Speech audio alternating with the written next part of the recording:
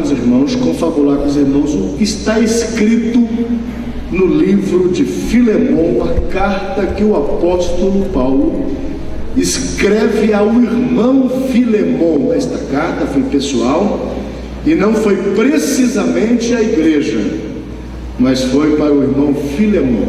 Quero partilhar com os irmãos o que está escrito acerca do irmão Onésimo, capítulo único, versos 8 a seguir. Glórias a Jesus.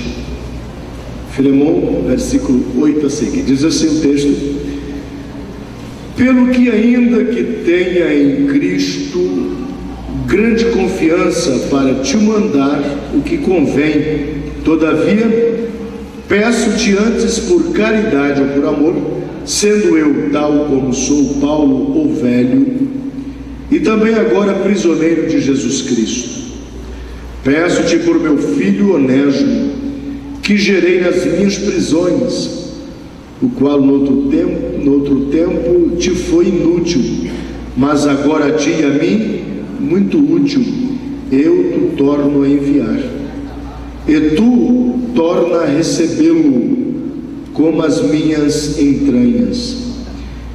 Eu bem o quisera conservar comigo, para que por ti me servisse nas prisões do Evangelho, mas nada quis fazer sem o teu consentimento, o teu parecer, para que o teu benefício não fosse como por força, mas voluntário, porque bem pode ser que ele se tenha separado de ti por algum tempo, para que o retivesse para sempre, não já como servo, antes mais do que servo, como irmão amado particularmente de mim, e quanto mais de ti, assim na carne como no Senhor. Assim, pois, se me tens por companheiro, recebe-o como a mim mesmo, e se te fez algum dano, ou te deves alguma coisa, põe isto na minha conta. Eu, Paulo, de minha própria mão escrevi, eu pagarei, para te não dizer que ainda mesmo a ti próprio e a mim deves. Sim, irmão, eu me regozijarei de ti no Senhor, e recreio as minhas entranhas do Senhor. Escrevi confiando na tua obediência, sabendo que ainda farás mais do que digo. Glória a Deus. Paulo, quando escreve essa carta, ele estava em Roma, mas tudo aconteceu foi quando Paulo estava em Jerusalém, nas demandas que houve na vida do apóstolo. Ele foi posto a miúdos, e depois de passar por Festo, por Félix, por Agripa, Paulo pediu para que fosse para Roma, visto que ele era cidadão romano, e já tinha sido espancado. Ele faz uma indagação se era lícito açoitar um cidadão romano, e perguntaram se o era. Ele disse: eu sou de nascimento. E naqueles dias que ele estava em Jerusalém, havia uma embarcação que compunha-se por 275 presos, considerados presos do governo, e estava indo para Roma. E Paulo entrou nessa embarcação, um navio antigo historicamente, e aí, passando alguns dias no mar, até chegaram em Roma.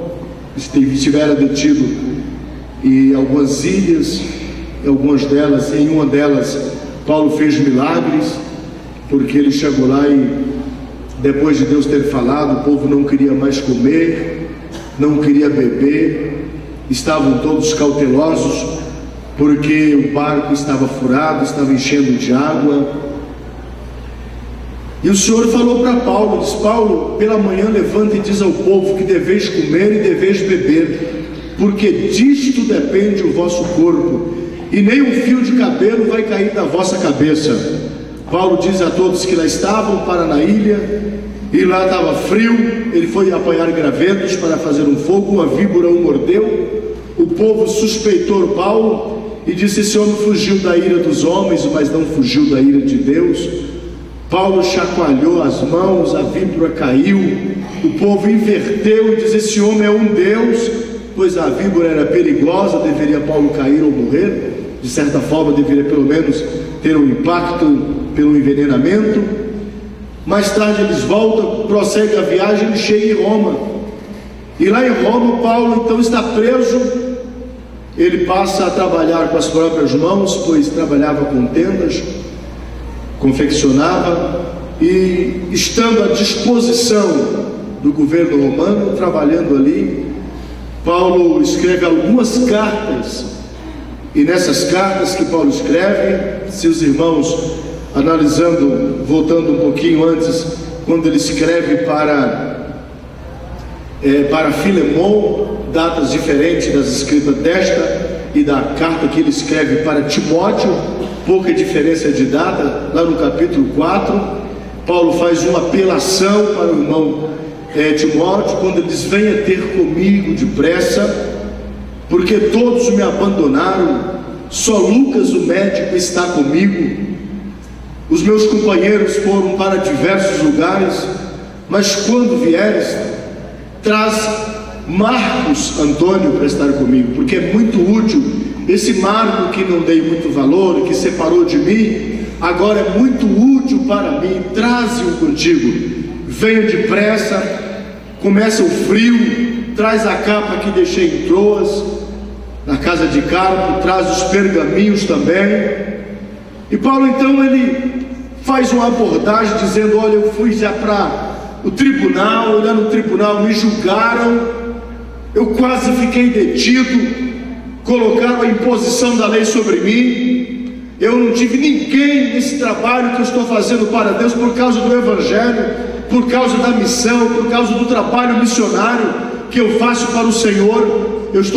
Era justamente isso, eu estou reportando aqui o que ele queria dizer nas suas apelações filosóficas, dizendo: ninguém esteve comigo, ninguém me assistiu, eu faço um trabalho para Deus, eu não tive advogado, eles não me ofereceram um defensor, não fizeram um rapport da minha vida, eu estou sozinho. Mas quando eu pensei que tudo daria errado, Deus me deu palavras, Deus me deu condições de falar, e eu falei, e Deus me livrou da boca do leão, glória a Deus, e eu escapei.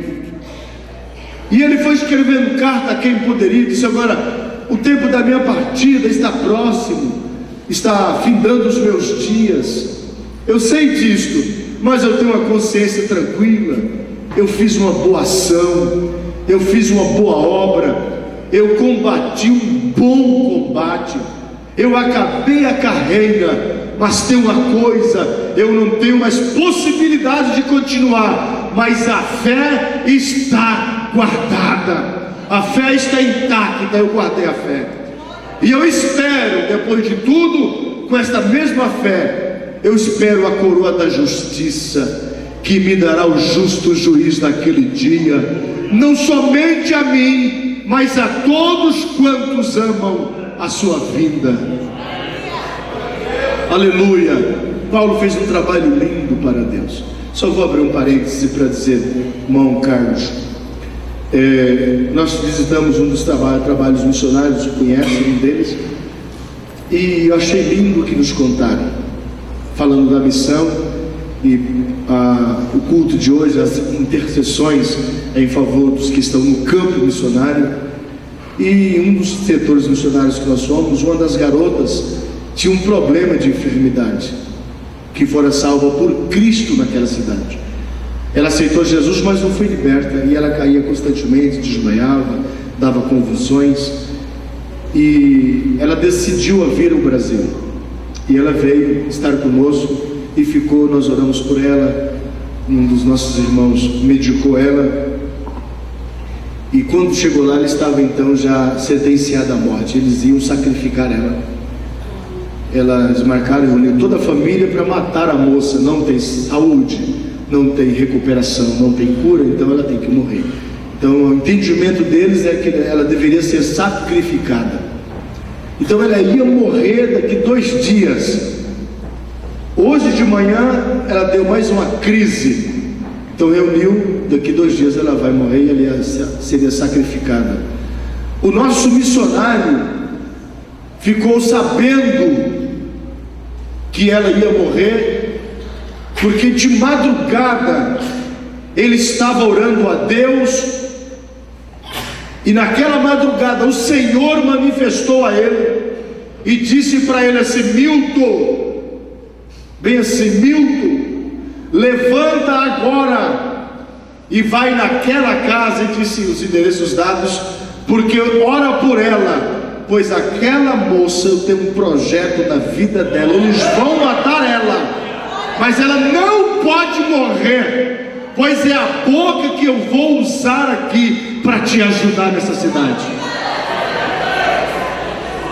Então 4 horas da manhã o missionário levanta e vai lá e bate na porta, todo mundo apavorado, levanta, ela sai para fora, todo mundo disse: eu vim aqui orar por ela. Sim. Todo mundo parou. Aí o pai disse: não tem mais jeito, já está decidido. Ele disse: não está decidido, pois a última palavra que vai dar aqui é Deus, a última palavra do Senhor. E ele disse: eu vim aqui em nome do Senhor dos Exércitos, vocês não vão matar, porque Deus falou comigo que vocês querem sacrificar ela, vocês não podem, vocês não vão, porque o meu Deus não vai deixar isso acontecer, e eu vou orar por ela agora. E orou por ela, ela não deu mais convulsões nem outra naquele dia. Ele perguntou: como é que você ficou sabendo? Pois estava só entre nós e ninguém tinha que lhe contar nada.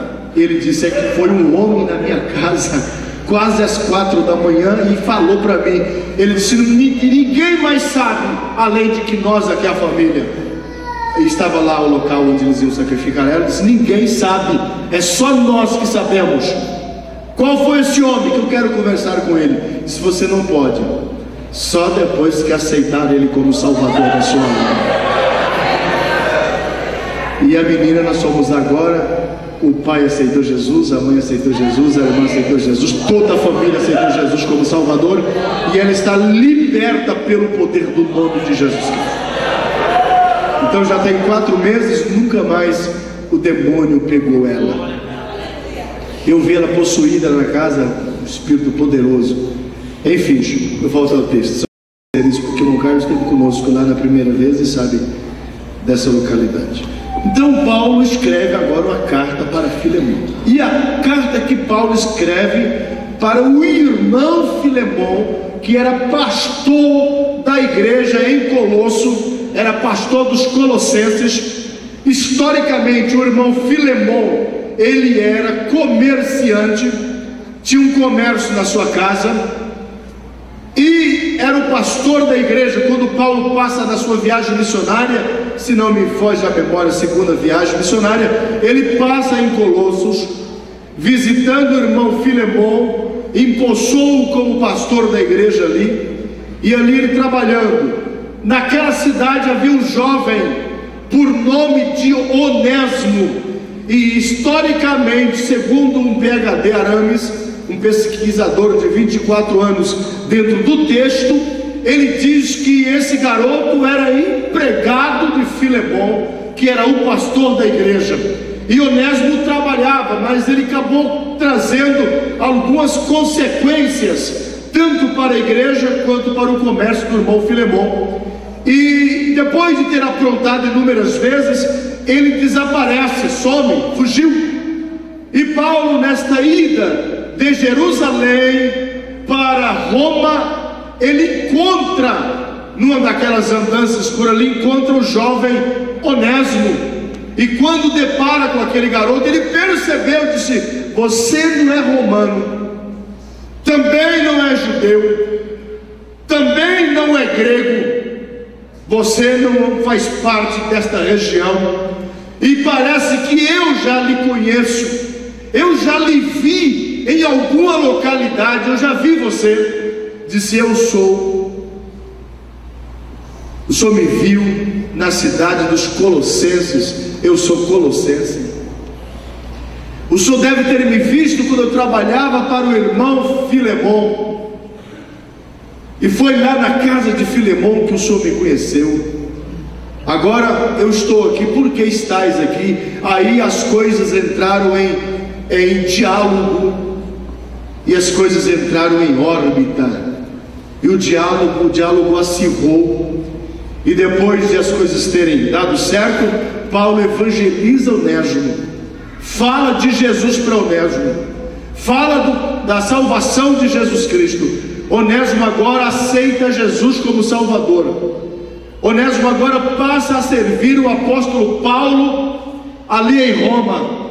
E quando Paulo, por um período de tempo, não retrata precisamente quantos tempo o irmão Onésimo esteve ali servindo o apóstolo Paulo, um dia Paulo surtou e disse: eu preciso de devolver este moço. Isso é teoria teológica, porque na verdade o fator dele ter determinado a escrita desta carta, ele já pensava que ele estava em Roma e não retornaria para Jerusalém. Ele estava lá e naturalmente o seu fim seria ali. Aquele moço não tinha nenhuma possibilidade de continuar em Roma. Era preciso de fazer com que ele retornasse ao seu povo, a quem ele deveria retornar. Paulo escreve uma carta direcionada para o irmão Filemão, dizendo: pelo que ainda que tenho em Cristo grande confiança para te mandar o que convém, todavia eu prefiro pedir-te, rogar-te em nome do amor. Eu, Paulo, o velho como sou, eu deveria te mandar. Primeiro, eu tenho autoridade sobre vocês, que Paulo estava querendo dizer. Eu tenho poder de liderança. Eu sou o seu pastor, eu sou o seu líder, sou mais velho, sou autoridade espiritual, mas eu quero te pedir, e eu quero falar nessa carta precisamente, não é sobre mim, não é sobre o meu apostolado, não, eu quero falar sobre Onésimo, um escravo que eu gerei nas minhas prisões. Eu quero falar sobre um jovem que eu conheci aqui, eu o evangelizei, eu falei de Jesus para ele, ele aceitou a Jesus como Salvador, ele está me servindo aqui, ele é muito útil para mim, ele é importante para mim, mas eu preciso de mandar ele de volta para ti. Alguém quer inútil? Eu vou abrir um parêntese para dizer algo para os irmãos. Eu já volto no texto. Congregou comigo um jovem que colocou fogo no Carumbé. Ele fez 2 rebeliões no Carumbé. Ele colocou fogo em todo o colchão no Carumbé. Ele era um problemático. Aí ele sai com prisão domiciliar e disse assim: eu conheci o pastor Irineu quando ele era solteiro, e eu queria morar na casa dele, e se eu ficar na casa dele, eu fico firme com Jesus Cristo. A família reúne, pediu para falar comigo. Eu disse: eu estou indo para Cuiabá daqui a 2 dias. E fui a Cuiabá, reuniram, disse: ele quer ficar na sua casa. Eu quero falar com o juiz que está com o processo dele, que participou, com que ele participou da última audiência. E quando isso sucedeu, eu falei: doutor, o que o senhor me diz? Ele falou: vocês são um perigoso, ele vai voltar para a cadeia, eu vou condená-lo, ele não tem chance comigo, eu não creio nele, eu não abro mão, não creio nele, não dou um voto de confiança. Eu falei: doutor, ele quer morar comigo na minha casa, ele quer ficar dentro da minha casa, eu quero dar uma chance para ele, eu quero dar uma oportunidade para ele. O senhor é louco, pastor? Eu disse aqui: o que eu entendo, o senhor não entende. Eu entendo parte do que o senhor entende, mas do que eu tenho, do que eu entendo, o senhor não está entendendo. Mas e a sua família? A minha esposa aceitou, eu tenho um casal de filhos, também aceitou, e ele foi para a minha casa. Quando ele estava na minha casa, eu não forcei a aceitar a Jesus. Mas no terceiro dia, era domingo, ele aceitou Jesus como Salvador. Na segunda-feira para a terça, passando a noite em oração, ele estava comigo. Jesus então estoura a vida dele, o Espírito Santo cai na vida dele, ele fala em língua a noite inteira na igreja. Ele rolava lá no templo, no piso, falando línguas estranhas. Mais tarde, ele começa a ter desejo de dizer: pastor, eu quero pregar. Ele vai pregar. Mais tarde, ele sentiu o desejo de lecionar na escola dominical, pois era de berço cristão, para os adolescentes. Ele foi lecionar para adolescentes. Mais tarde, ele desejou pregar uma mensagem final no culto de quinta-feira. Ele prega a mensagem no culto de quinta-feira. Mais tarde, ele queria pregar no culto à noite para toda a igreja na sede. Ele prega no culto à noite e Jesus traz um poder sobre a igreja. Eu volto e falo: doutor, o menino está liberto. Disse: eu não creio. Ele vai ser condenado, a audiência dele já sabia da audiência, está próxima à audiência dele. Doutor, existe como? Se o senhor quiser, o senhor pode favorecer, mas não depende de mim, o Ministério Público vai condená-lo oficialmente. Doutor, mas se o senhor quiser, pode. O senhor tem como fazer. Jesus já o libertou. E acontece que o promotor que queria a cabeça dele, naquele dia não pôde estar. Deus pegou o promotor e fez morrer um parente. O promotor foi ver o parente que morreu. Aí pegou o juiz que não queria favorecer, também tirou aquele juiz daquele outro dia, que não conseguia chegar em tempo hábil, pois tinha tido um acidente no veículo, e naquele dia colocou um juiz para estar lá, e o juiz era crente, era metodista. Aí eu chego com ele lá e disse: nós não vamos com o advogado não, eu vou advogar para você hoje. E nós conversamos. No final, irmãos, eu quero dizer uma coisa que só Deus faz. Ele diz: eu vou entender que Deus também está trabalhando no meu coração, pastor. Eu vou fazer vista grossa em tudo, mas vai embora com esse homem daqui, e ele não tem mais nada para pagar para a justiça. Ele quer ir embora para fora do país, manda ele embora, porque aqui, dependendo de mim, ele está liberto. Agora sirva a Deus de coração, para a glória de Deus. Ele é evangelista da igreja, está na América do Norte. Eu só quero dizer que a carta que Paulo mandou para Onésimo, dizendo: ele foi muito inútil a ti, agora a mim e a ti ele é útil, e eu estou enviando a ele, a você, e recebe como que se fosse o meu próprio coração, recebe como que se fosse as minhas próprias entranhas, recebe como que se fosse eu mesmo. Eu sei que ele te deu prejuízo, causou lacunas, põe na minha conta, eu brevemente estarei contigo, e tudo eu te pagarei. Põe na minha conta. Aleluia. Só abrir mais um parênteses e fechar os outros. Acontece que na ótica missionária, na visão missionária, não é a mesma visão que o povo tem do pastor, do missionário. Na concepção de alguns, disse: não tem jeito, não presta, já deu problema demais, foi dificultoso. Esse meu sobrinho aí, ele era problemático. Quando ele chegava numa situação, até o Satanás corria dele. E eu peguei ele adolescente, ele não prestava mais para nada, tudo machucado, tudo ferido, ele estava todo tribuloso, mas eu peguei ele e abracei. E naquele dia que eu abracei, eu falei para ele: você é o meu filho e eu sou o seu pai. Curei as feridas dele, trabalhei nas mágoas que estavam no coração, e eu tenho orgulho de dizer que ele é presbítero da igreja. Só que com ele chegou dentro da minha casa mais 4, e cada um dos 4 eram pior que os outros,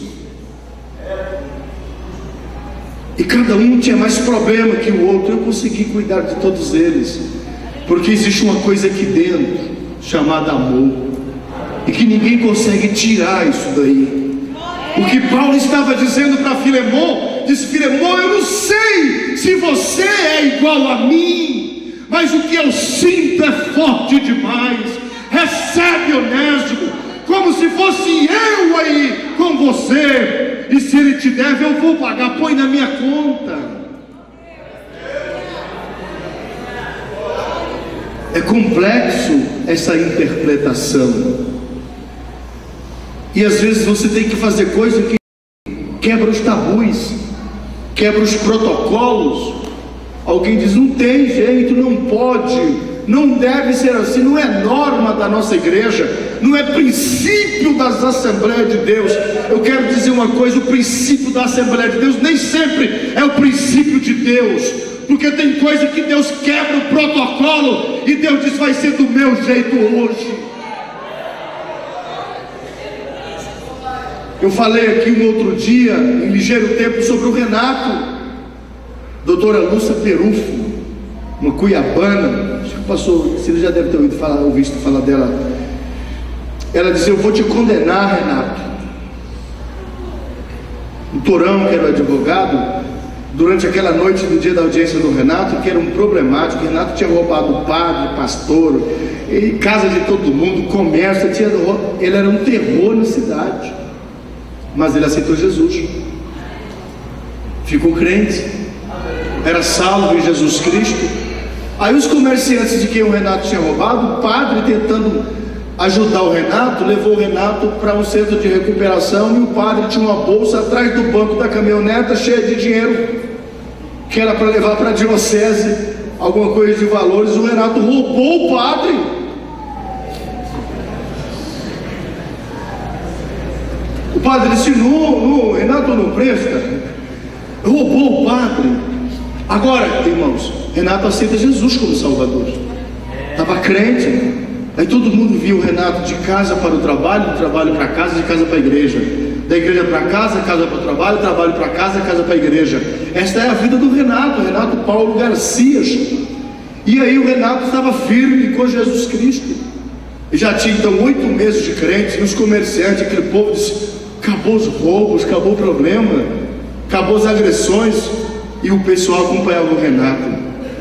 E no dia, na noite anterior, o Renato disse: essa noite eu vou passar com Deus. E foi falar com Deus, e ele descobriu um versículo no capítulo 2 de João: filhinhos, não pequeis, mas se pecardes, temos um advogado junto ao Pai, Jesus Cristo o justo. Ele é a propiciação pelos nossos pecados, não somente pelos nossos, mas pelo do mundo inteiro. Aí o Renato colocou no coração que o doutor Torão não precisava mais de advogado para ele. Chega às 10 horas lá no fórum, o doutor só fica por lá de fora, eu vou entrar, eu e a minha Bíblia. Ele disse: você é doido, Renato? Eu sou o seu advogado do processo, disse: não preciso. Abriu a Bíblia para o doutor Torão e disse: está escrito, disse: olha, não peque, mas se pecar, o próprio Deus oferece um advogado, é o filho dele. São coisas que não é para todos fazer, só quem cria assim. A fé dele alcançou desse objetivo. E ele entrou, a doutora Lúcia Perufo disse: eu vou te condenar hoje. E foi falando, e foi falando. Sabe quem foi a favor dele? O homem que o Renato tinha roubado 10 vezes. Disse: doutor, o Renato é o seguinte, ele é crente, a vida dele foi transformada, a vida dele foi mudada. Eu acompanho ele até está namorando a Laura, filho do Zé Marceneiro. E eu quero dizer para a senhora que a vida desse homem é um exemplo para nós. Eu estou orgulhoso dele. Ele não causa mais problema para a sociedade. Doutora, esse homem não merece mais ser preso. Ele tinha que ser preso antes. Agora não. Doutora, pode olhar no bolso dele. Eu já vi ele entregando o folheto da igreja dele lá nas ruas. Ele entrega para todo mundo. Eu já coloquei os meus garotos para sondar o Renato. O Renato é crente, doutora. Aí o outro também, o outro também, o outro também. A doutora Lúcia virou, pegou o lenço, enxugou as lágrimas, o rosto tudo vermelho. Disse: Renato, me convida para ser testemunha do seu casamento. Foi muito inútil, agora é muito útil. E nós temos, irmãos, ainda no parênteses aberto, muitas pessoas problemáticas na igreja, mas é melhor ele estar na igreja dando problema. Amanhã Jesus vai mudar a vida dele do que estar lá fora na mão do diabo e morrer sem Jesus. Deixa ele na igreja, Jesus vai dar um jeito nele. O que eu não resolvo em palavras, a igreja resolve de joelho, a igreja resolve com oração, a igreja resolve com jejum, a igreja resolve com lágrimas. A igreja precisa de voltar o que éramos antes, sermos possuidor da mesma fé, do mesmo amor, do mesmo sentimento que há em Cristo Jesus. Vamos jogar a pedra fora. Parece que hoje está todo mundo com a pedra na mão. Joga logo, vamos matar. Quem não tem pecado, joga a pedra.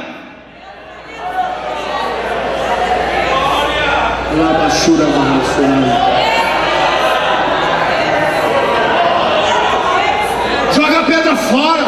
Usa mais o coração, usa a sensibilidade. Foi inútil, mas Paulo falou: agora é útil a mim e a ti.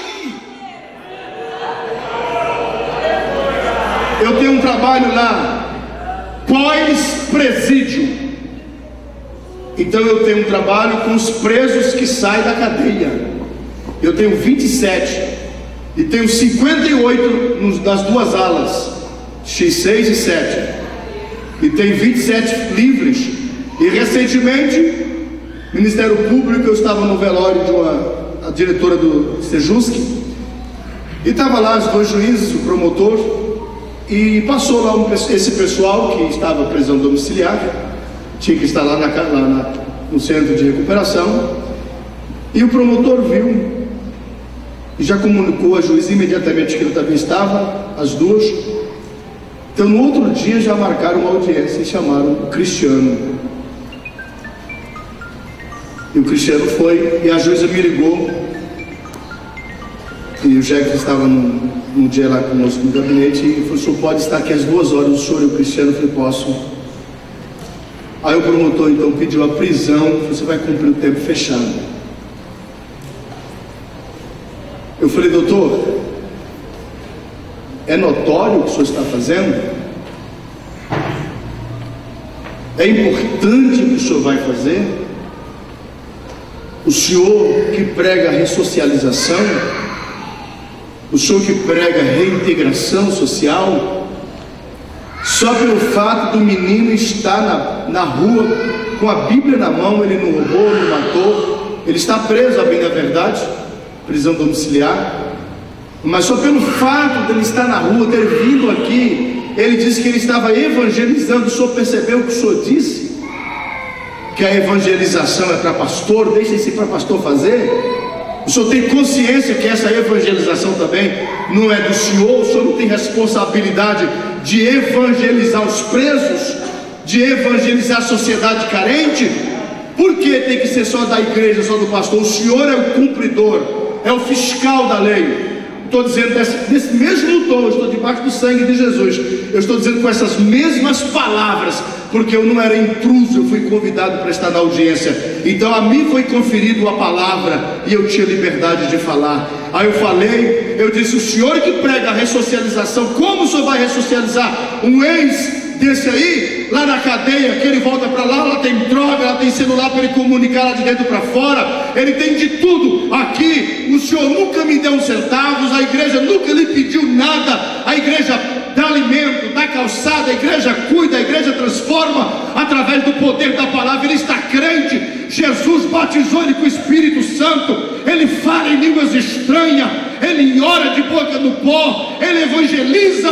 O promotor ficou vermelho, retirou a palavra e disse: tá bom, pastor, tudo bem. Aí a juíza pegou a palavra e falou: pastor, se houve consenso da minha parte, tá beleza, pode levar o Cristiano, ele vai continuar livre, evangelizando. Foi inútil, mas agora é útil, a minha ti. Paulo escreve fazendo um apelo, disse: eu poderia te mandar, mas eu prefiro pedir-te, rogar-te em nome do amor. Esse jovem foi inútil a ti, mas recebe ele como a mim mesmo, como se fosse a mim. E nós temos vivido nesses últimos momentos. A igreja tem distanciado desse sentimento, porque não é importante nós pregarmos e não vivermos. Não é interessante nós pregarmos e falarmos e o que falarmos fica só aqui dentro, não vai resolver o problema. A igreja tem que voltar. A igreja, o mesmo sentimento da igreja primitiva, o mesmo amor que a igreja tinha tudo em comum na oração, no partir do pão, tinha tudo, era comum isso entre a igreja. Mas parece que nós estamos divorciando desse sentimento cristão. Eu estou dizendo não, a igreja como um todo aqui na terra, porque nós estamos acreditando mais no império humano do que na posição de Jesus Cristo.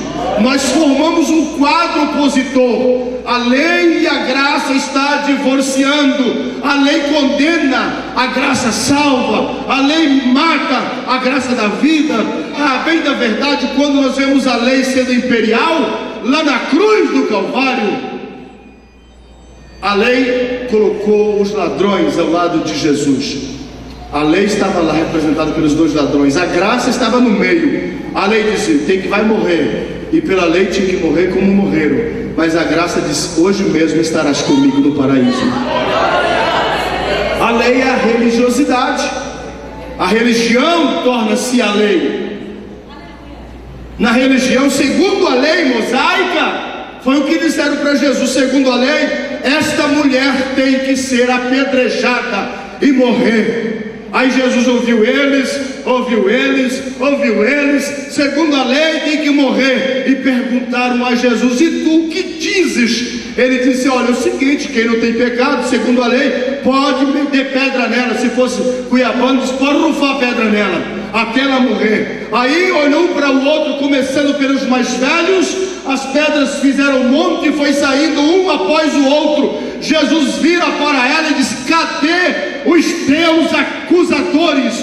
Ela disse, ninguém me condenou. Ele disse, eu também não te condeno, vai em paz, vai embora. Eu não quero te condenar, eu quero te libertar, eu quero transformar. Segundo a lei, Jesus conversa com a mulher samaritana, e no diálogo dele e ela, os discípulos chegaram e ficaram pasmos. Meu Deus, que coisa espantosa! Jesus conversando a sós com uma mulher. Será qual foi o pensamento que maquinaram precisamente contra o mestre? Ele conversando com essa mulher, os discípulos ficaram pasmos. Segundo a lei não podia, nada a ver. Primeiro que os judeus e os samaritanos não eram amigos. Isso começou uma história muito antiga. Foi quando os cutanos, os homens de Cuta do norte da Babilônia, invadiram Samaria, porque alguém havia tomado os homens de Samaria, as mulheres mais novas e bonitas, e levaram, e ficaram os inferiores. Os cutanos chegaram, invadiram Samaria e fizeram uma mescla de filhos após terem casado com o povo samaritano. Aí esse samaritano desvencilhou de Israel e não eram mais judeus. Jesus estava querendo mostrar o valor que eles tinham, independente de ser samaritanos, independente dos samaritanos terem invadido o templo dos judeus, e que a história revela que jogaram ossos humanos dentro do templo. Os judeus tomaram peita da situação, mataram alguns samaritanos. Houve uma rivalidade muito grande entre Samaria. Era por isto, mas naquele dia Jesus disse, hoje convém passar em Samaria. É conveniente que eu passe por lá, é importante que eu passe por Samaria. Aí ele conversa com a mulher, e a mulher disse, depois de ser dura, depois de ter falado, muitas pessoas vêm a nós com tanta dureza, é porque o problema está dentro dele. Ele queria resolver o problema interno, e nós não somos amigos. Você não tem balde, não tem corda. Jacó fez o poço, ele bebeu da água, o seu gado também, a sua família também. Nós não somos colega nenhum. Você não tem com que tirar água do poço, o poço é fundo. Jesus disse, eu tenho água. é melhor do que a sua. Quem bebe dessa tem sede, mas a que eu tenho nunca mais. Eles dialogam, faz um diálogo tremendo ali naquele dia. Aí ele disse, depois de Jesus revelar a história dela, os seus maridos, quem são? Tu és profeta, meus pais falaram. E depois disto, ela disse, mas então como é que eu faço? Porque a princípio a minha família disse na história que eles tentaram adorar a Deus também e não deixaram. Aí deixaram uma indicação que era para adorar no monte. Tentamos adorar no monte, fizemos um templo, disse que também não é no monte. Aí falaram que era em Jerusalém. Fomos para Jerusalém, por sermos samaritanos, também não conseguimos adorar o Senhor em Jerusalém. E aonde é que adora Jesus? Se a hora vem e já chegou que os verdadeiros adoradores adorem o Pai em espírito e em verdade. Era isso que Jesus queria mostrar para uma mulher moribunda, para uma mulher pecadora. E se Jesus não lhes desse atenção? Ah, mas não presta, não serve. Serve. O trabalho da obra missionária é resgatar quem não presta, e tornar as pedras de maiores valores. Você dificilmente... Em Cuiabá já houve um tempo que isso acontecia, né, pastor Ciro, de achar ouro na flor da terra, né? Quando chovia, a gente via os irmãos nos bairros lá, e muito cascalho, buscando com um pedacinho, buscando ouro. Lá no grande templo, né, na escavação, os irmãos encontraram ouro nas sapatos. Mas hoje não acontece. Até hoje, né? E você achava naqueles dias, mas não é normal. É anormal isso acontecer. São, exceto algumas regiões, mas a bem da verdade, você acha as pedras preciosas, não é na flor da terra, não, debaixo da terra, no meio da loleia. Os garimpeiros sabem o que é loleia, os garimpeiros sabem o que é lagreza. A loleia é aquele barro que está por cima, aquela lama fedida, cheia de capim e de tantas outras coisas mais. A loleia, aquele barro mole, fedido. Aí vem um barro mais duro, que é a lagreza, que está por cima da pissarra, da laje, aonde bate o guincho d'água e joga ali para ir para a boca da maraca, e a boca da maraca pega para levar para a caixa através do motor. E lá que você suga os ouros, é lá que você extrai. A nossa igreja pegou um diamante quando não tinha dinheiro para pagar os obreiros, ninguém, está todo mundo perecendo, obreiros com 4 meses. Deus falou, pastor, presidente nosso na época, coloca uma draga aí que eu vou abençoar vocês. Colocou a draga, e ele colocou a draga, fomos trabalhando. O dinheiro que entrava era para pagar a comida. O garimpeiro come muito diesel, muita comida, eles trabalham na água. Mas de repente a igreja, depois da última peneira, tem a fina, a média, a grossa e a sururuca. São 4 peneiras. Aí da grossa, quase passando para a sururuca, nasceu uma pedra de 27 quilates, 27 quilates, 6 é dinheiro demais da conta. Nós pagamos todas as dívidas, todos os obreiros, compramos terreno para fazer a sede, compramos material, compramos carro para a igreja, e ficou todo mundo andando lá de papo pro ar, porque Deus resolveu. Eu quero dizer que pedra preciosa nasce debaixo da terra, debaixo da laleia, debaixo da lagreza, mas quando ela vem, ela dá um resultado fenomenal. O resultado é bom, o resultado é excepcional, o resultado é especial. Então e tem muitas pessoas que chegam na igreja que era inútil para a sociedade, era inútil para a própria família, era inútil para o poder judiciário, era inútil para o próprio poder legislativo e executivo, mas a igreja ama, a igreja abre as portas, a igreja abre o coração. A pessoa chega aqui moribundo, caído, desacreditado, aí a igreja ora, Jesus salva, a igreja abraça, Jesus transforma, ele vai para a sociedade, Deus devolve a ele uma identidade nova, Deus devolve a ele dá a ele uma credencial. E de repente era inútil, mas agora ele está ocupando os lugares de destaque. Aí quando Deus começa a usar ele, toda a sociedade quer um pedacinho da oração. Todo mundo é milagres, é palavras. O homem passa a noite de oração, de jejum. Todo mundo quer um pedacinho da vida dele, da história dele. Era muito inútil, mas agora é útil. A Bíblia diz: não desprezeis um cacho de uva por estar mosto. Há bênção nele. Quando a uva ela está bem esticada a sua casca, ela dá uma murchadinha, a partir daí começa uma fermentação por dentro. É aí que Salomão falou: de onde vem esse vinho aqui? De onde sai esse vinho? Era sunamita, era a única que colocava as uvas no sol e recolhia, as outras não. Por isso que ela disse lá no livro de Cantares: queimado com sol.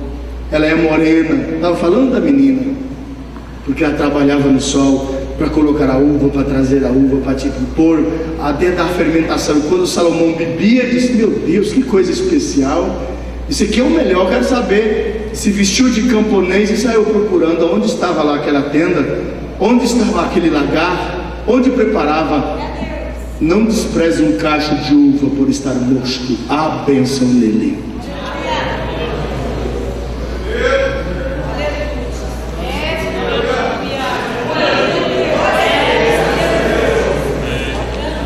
Alamassura mandarabaixo.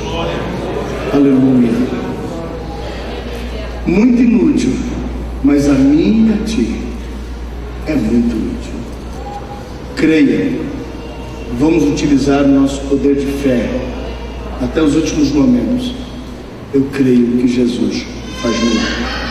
E para terminar, eu conheci o maconhinha, tribuloso, desacreditado, ladrão de carro forte, maconhinha. E o maconhinha aprontou tanto que ele foi preso, saiu. E de repente roubaram um carro, o maconheiro ficou com dinheiro, mandou o dinheiro dos comparsas, metralharam ele levou 30 tiros, e dentre esses 30 tiros, alguns tiros de 12, a sua perna foi arrancada no estilhaço. Os médicos o deram por morto no IML. A hora que estavam então preparando o corpo dele, ele voltou à vida. Deus falou: vem de volta, quero falar com você. Ele sentiu a morte e Deus o trouxe de volta. Deus devolveu porque tinha alguém que orava por ele. E Deus devolveu a vida dele, costurado, colocou o estômago diferente, todo estraçalhado. Agora estava crente, voltou com Jesus, porque tinha uma irmãzinha lá na beira. Disse: Jesus vai salvar ele. Falou para mim que vai salvar. Ele mandou vir aqui, é porque Jesus vai salvar. Dona, eu vou morrer. Morreu não, Jesus falou para mim que ele está vivo. Eu tenho medo dessas irmãzinhas. Se ela falar para mim, eu calo a boca na hora. Calo no joelho, irmãos, é mais perigoso do que qualquer outro tipo de arma. Disse a rainha da Inglaterra que o disse. E aí ele volta crente. Deus fala com ele, fala com ele, fala com ele. Tu vais ter que entregar a lei dos homens. Ele ignora, mas Deus usa uma criança, fala, ele volta, se entrega, fica um ano preso. E esse um ano que ele voltou para a cadeia era o ano que Jesus tinha que responder a oração de uma mãe do círculo de oração. A irmã, há 19 anos, dirigente do círculo de oração, e orava pelo seu filho. O filho dela foi um dos que ajudou a tirar o maconhinha. O maconhinha cai na mesma cela que o filho dessa irmã.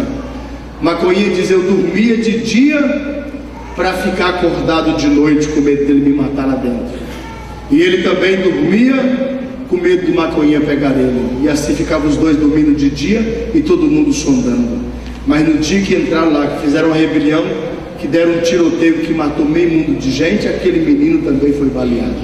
A mãe estava no círculo de oração orando: Jesus, salva o meu filho. Era um problema na sociedade. Mas de repente, a hora que ele foi baleado, o maconhinha chegou nele e disse: aceite a Jesus como teu salvador. A sua mãe é crente, você conhece o evangelho, aceita Jesus. Ele falou assim: deu sinal, não tinha mais voz, eu aceito. Então pega na minha mão, aperta bem, apertou, está aceitando, estou aceitando. E maconha orou por ele, aceitou Jesus, morreu crente.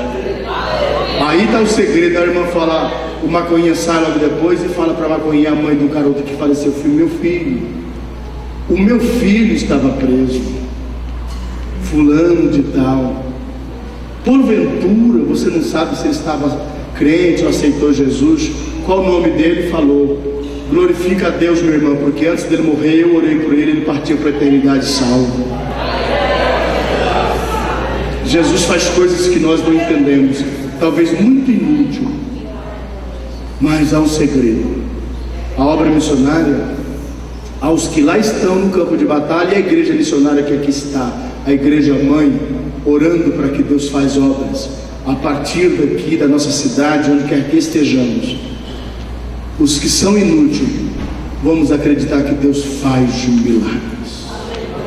E recebe, disse Paulo, como se fosse a mim mesmo. Vamos pôr de pé, por favor. Eu quero orar. Estarei devolvendo.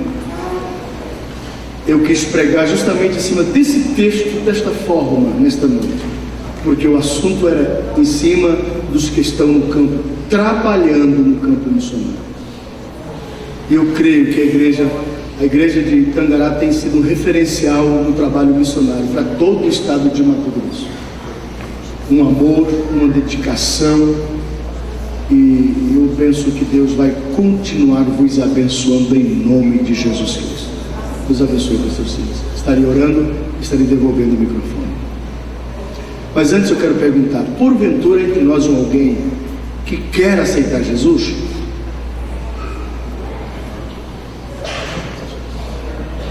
Alguém que está entre nós que quer aceitar a Jesus como Salvador, quer entregar a sua vida nas mãos de Deus, quer ser um cristão a partir desta data, quer renunciar tudo aquilo que não serve lá fora e abraçar Jesus Cristo como Salvador da sua alma. Há entre nós alguém que quer aceitar Jesus? Dê um sinalzinho, por favor. Aonde você estiver, alguém vai lhes acompanhar e trazer até aqui à frente, e nós vamos orar por ti, e Jesus vai te amar sempre, vai continuar te amando. Tem alguém para aceitar Jesus?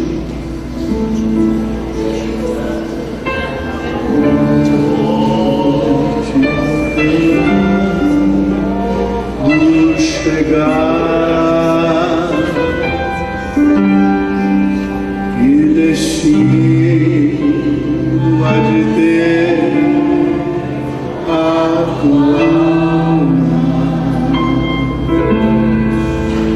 qual será no futuro teu lar? Meu amigo, hoje tu tens a escolha,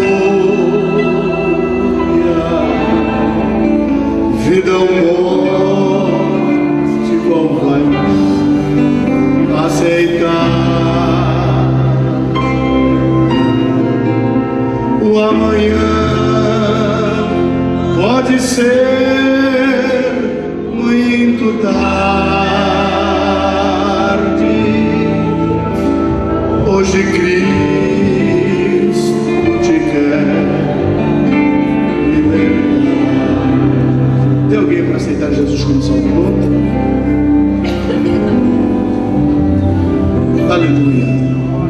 Quer ser crente nesta noite? Quando, na verdade, quando nós perguntamos, alguém quer aceitar Jesus, deveria ser assim. Tem alguém que quer que Jesus te aceite? Ele é mais importante que eu. Quem quer entregar-se nos braços de Deus?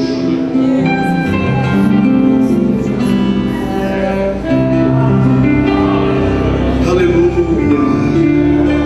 Aleluia. Tem alguém? Eu estou perguntando porque nós temos que perguntar. Temos insistido porque temos que insistir. Alguém tem que aceitar a Jesus como Salvador. E alguém vem aqui, a mesa está posta, o alimento está sobre a mesa, ele vê o alimento e não comer, sai sem comer, é radicalismo. É preciso mandar que alguém coma desse alimento, os que ainda não experimentou. Tem alguém que está afastado da igreja, que quer reconciliar com Jesus? Se você está afastado, devemos voltar hoje. Sabes por quê? Porque a igreja espera o arrebatamento. Jesus pode vir hoje e nós esperamos Ele hoje, mas se Ele não voltar hoje, vamos esperar na madrugada. Se Ele não voltar na madrugada, o esperaremos no dia de amanhã. E se Ele não voltar amanhã, esperaremos depois. Se Ele não voltar depois, esperaremos os outros dias que vierem. Mas nós sabemos que Jesus vem, e a Bíblia diz que a salvação está mais perto do que no dia em que aceitamos a fé. Está mais perto. Tem alguém para reconciliar com Jesus? Se tem, não fiques aí distanciado, sem saber para onde ir, o que fazer. É oportuno o tempo, é momento, é especial a data. Mas eu quero perguntar: algum irmão, honestamente, com a sua própria honestidade, como a igreja prega isso, e entre nós aqui não tem muitas enclausurações, pastor, eu estava desacreditado desse trabalho, da missão, que é uma petição do dinheiro, por favor, irmão, se não tiver dinheiro não tem como sustentar. Os irmãos que vão para lá, eles esperam que todo mês chegue o seu salário, o seu sustento, que a igreja que o mandou, que enviou, vai bancar com essa responsabilidade. Mas você estava murmurando, desacreditando, dizendo: eu não vou mais investir, eu não quero mais, eu acho que não vale a pena. Se você quiser arrepender e desejar vir à frente para recomeçar tudo de volta, isso é importante na sua vida, isso é importante para a igreja, porque nós temos que crer. A igreja existe aqui na terra por duas missões importantes, e a primeira missão é evangelizar, é pregar o evangelho, e a outra missão é poder adorar a Deus todo o tempo, adorando a Ele diuturnamente. As outras são sinônimos destas. Alguém quer receber a oração? Por este ou por outras questões? Pastor, eu quero receber a oração. Se você não quer, eu vou orar do mesmo jeito. Eu não estou trazendo nenhum tipo de revelação, mas estou dizendo que eu estou pregando na palavra de Deus.